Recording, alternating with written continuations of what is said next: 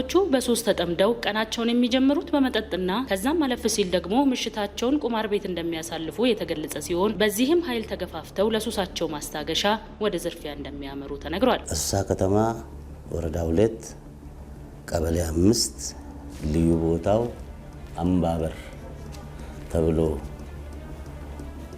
የሚጠራ ሰፈር ላይ እነ አማኑኤል ተመስገን በቁጥር 3 ሰዎች ስራ ፈት ናቸው። የሰረቁ አረቄና ቁማር የሚጫወቱ ናቸው። ይህ ለሱስ ማስታገሻ በትንሹ የተጀመረው የዝርፊያ ወንጀል አድጎ ለሰው ህይወት መጥፋት ምክንያትም ሆኗል ብሏል መርማሪ ፖሊስ። ከሌሊቱ 6 ሰዓት ነው የተነሱት ከአረቄ ቤት። አምባበር ላይ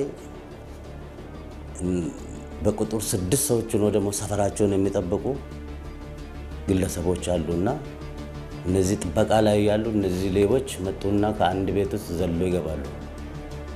ከአንድ ቤት ዘሎ ሲገቡ ይሄ ሟችና እሱ ጋር የነበሩ ሰዎች ወደ እነዚህ ሌቦች ሲጠጉ ሟች አሊ ቸኮልን በያዙት ጩቤ አንደኛ ተጠርጣሪ አማኑኤል ተመስገን አንገቱ ላይ በግራ አንገቱ ላይ በጩቤ አንድ ጊዜ በመውጋት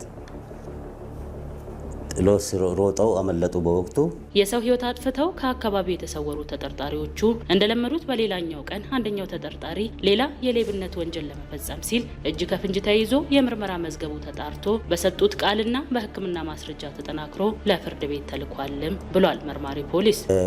ሁለተኛ ቀን በክትትል ከ3ቱ አንዱ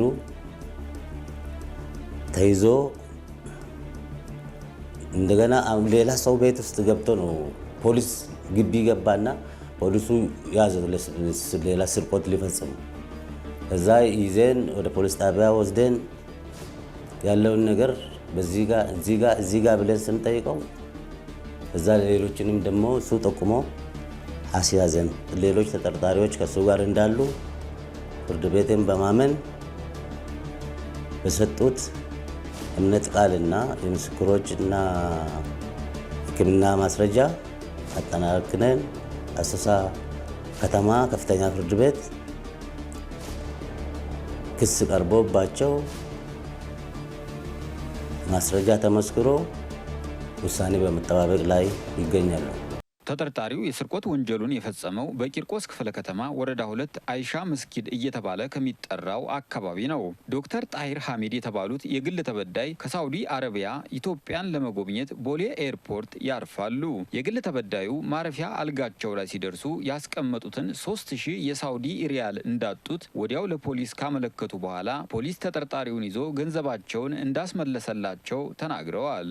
ኢላ አርድ አልሐበሻ إلى مطار أديس أبابا ونحن في أتم الشوق لهذه البلاد الجميلة وهذه البلاد الطيبة. أديس أبابا سمتا በጣም በጉጉት ነው የመጣው። ኢትዮጵያ የምትባል ሀገር አእምሮአችን ውስጥ ብቻ ሳይሆን ልባችን ውስጥ ነው ያለው። ማንም ሰው የማይበደልበት ሀቅ የሚቆምበት አንድ ሰው ተበድሎ ሀቁ የማይጠፋበት ፍትህ የተሟላበት ሀገር መሆኑ አእምሮአችን ልባችን ውስጥ ስላለ በጉጉት ነው የጠበቅንና በጉጉት ነው የመጣ ነው። እኔን ይዞ ከቦሌ ይዞኝ ወደ ማረፊያ ቦታ ያመጣን ሹፌር ከኪሴ ከዚህኛ ከጥቁሩ ኬሴ 3000 ሪያል ለመሳፈራ ለአንዳንድ ጉዳዮች ይሆኑልኛል ብዬ ይዤ የመጣሁትን ከኪሴ ወሰደኝ። ከዛ በኋላ ጠፋብኝ። ከዛ ወደ ላንቻ ፖሊስ ጣቢያ መጥቼ ሲያመለክት እነሱም ደግሞ ይህንን ክትትል በማድረጉ ይህን ነገር ቦሌ ዓለም አቀፍ አካባቢ ላይ እንዲያዝ አደረጉልኝና ከዛ ሐቄን አገኘሁት። የኔ የጠፋብኝ ሐቁን አገኘሁት። ليس بصديق وإنما أخ كبير وتحياتي لكم جميعا وأنا ممنون لكم. ጥቆማው የደረሰው የላንቻ አካባቢ ፖሊስ ጣቢያ ምርመራ በመጀመርና የተጠናከረ ክትትል በማድረግ ተጠርጣሪውን ተከታትሎ ከነ ኤግዚቢቱና ወንጀል ለመፈጸም ሲገለገልበት ከነበረው ኮድ 200672 አዲስ አበባ ዴክስ ተሽከርካሪ ጋር በቁጥጥር ስር እንደዋለው የጉዳዩ መርማሪ ዋና ሳጅን ሐሰን እንድሪስ ተናግረዋል። የግል ተበዳይ በጣቢያችን መጥቶ አቤቱታ አቅርቦ ያንን መነሻ አድርገን የተሽከርካሪው ታርጋ ተይዞ ስለነበር የተሽከርካሪውን ታርጋ በአዲስ አበባ ትራፊክ በትነን በትራፊክ አማካኝነት ተሽከርካሪው የተያዘና ተሽከርካሪውም ከተያዘ በኋላ ተጠርጣሪ ተይዞ ከመጣ በኋላ የምርመራ የማስፋት ስራ ሰርተን በጣቢያችን ተጠርጣሪውም ድርጊቱን እንደፈጸመ አምኖ የግል ተበዳይ ንብረት ወስጃለሁኝ ብሎ አምኖ 100,000 ብር የመለሰና እሱም በጣቢያችን በኤግዚቢትነት ተይዞ የሚገኝ መሆኑን ነው ያለው ነገር። የሜትር ታክሲ ትራንስፖርት አገልግሎት በመስጠት ራሳቸውን ገቢ በማግኘት በሚሰጡት አገልግሎት ህዝብን የሚያገለግሉ በርካታ ታማኝ አሽከርካሪዎች እንዳሉ ሁሉ ከዚህ በተቃራኒው የትራንስፖርት አገልግሎት የሚሰጡ መስለው የዜጎችን ንብረት የሚሰርቁና የተለያዩ ወንጀሎችን የሚፈጽሙ ግለሰቦች ከዚህ ድርጊታቸው ሊቆጠቡ እንደሚገባ መርማሪው ዋና ሳጅን ሀሰን ኢድሪስ አሳስበዋል።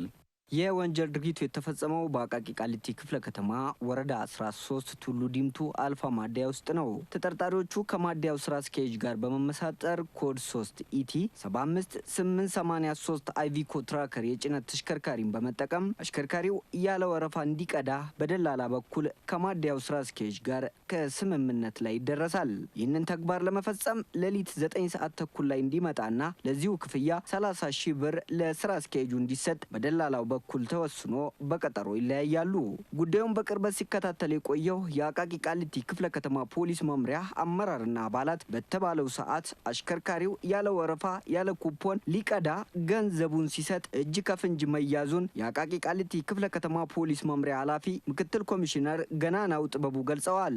ገንዘብ እየተቀበሉ ያረጋሉ፣ ያለ ወረፋ ያስገባሉ፣ ወረፋ ይሸጣሉ በሚል በተለያየ መንገድ የሚመጣውን ኢንፎርሜሽኖች ይዘን በየቦታው ካሁን በፊት ስንሰራ የነበረው እንዳለ ሆኖ ጠንከር ያለ ኦፕሬሽን መስራት አለብን ብለን እንቅስቃሴ ተደርጎ በተለምዶ 13 የሚባለው ቱሉ ዲምቱ ላይ አልፋ የሚባል ማደያ ያለ ወረፋ ገብቶ የሚቀዱ ሌሎቹ ተሰልፈው እያሉ በመሀል ገብቶ በተደጋጋሚ የሚቀዱ ተሽከርካሪዎች አሉ።